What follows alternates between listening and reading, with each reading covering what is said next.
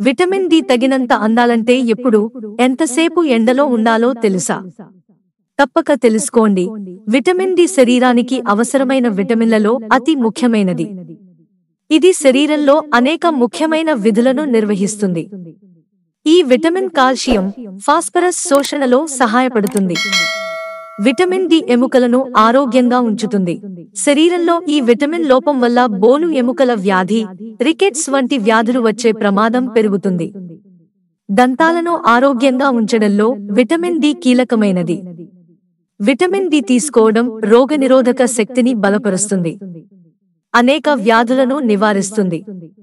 Vitamin D తీసుకోవడం వల్ల మానసిక ఆరోగ్యం కూడా మెరుగవుతుంది. ఇది మనలో మానసిక స్థితిని మెరుగుపరచడంలో, ఒత్తిడిని తొలగించడంలో చాలా ప్రభావవంతంగా పనిచేస్తుంది. దీన్ని తీసుకోవడం వల్ల జీర్ణక్రియ ఆరోగ్యంగా ఉండి కండరాలు దృఢంగా ఉంటాయి.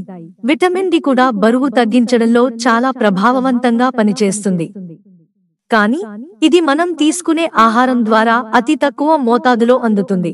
సూర్యకాంతి ద్వారా మాత్రమే తగినంత విటమిన్ డి మన శరీరానికి అందుతుంది. అయితే రోజులో సూర్యకాంతి ఏ సమయంలో ఎక్కువగా ఉంటుంది? ఏ సమయంలో మనం ఎండలో నిలబడితే మన శరీరం ఎక్కువ విటమిన్ డిని తయారు చేసుకుంటుందో మీకు తెలుసా? నిపుణులు ఏం చెబుతున్నారో ఇక్కడ తెలుసుకుందాం. సూర్యుని నుంచి వచ్చే యువిబి కిరణాలను మన చర్మం గ్రహిస్తుంది. రోజులో ఉదయం లేదా సాయంత్రం సమయంలో అతినీలలోహిత కిరణాల ప్రభావం తక్కువగా ఉంటుంది. కనుక ఉదయం 8 గంటల లోపు లేదా సాయంత్రం 4 నుంచి 6 గంటల మధ్య సూర్యకాంతి తగిలేలా ఎండలో ఉండటం మంచిది. దీంతో మన శరీరం సూర్యకాంతిని గ్రహించుకుని విటమిన్ డిని తయారు చేసుకుంటుంది. విటమిన్ డిని శరీరం అలా తయారు చేసుకుని పలు అవసరాలకు ఉపయోగించుకుంటుంది. అయితే మధ్యాహ్నం 12 గంటల నుంచి 3 గంటల ప్రాంతంలో సూర్యకాంతి ఎక్కువగా ఉంటుంది. ఇది మన శరీరానికి హాని కలిగిస్తుంది.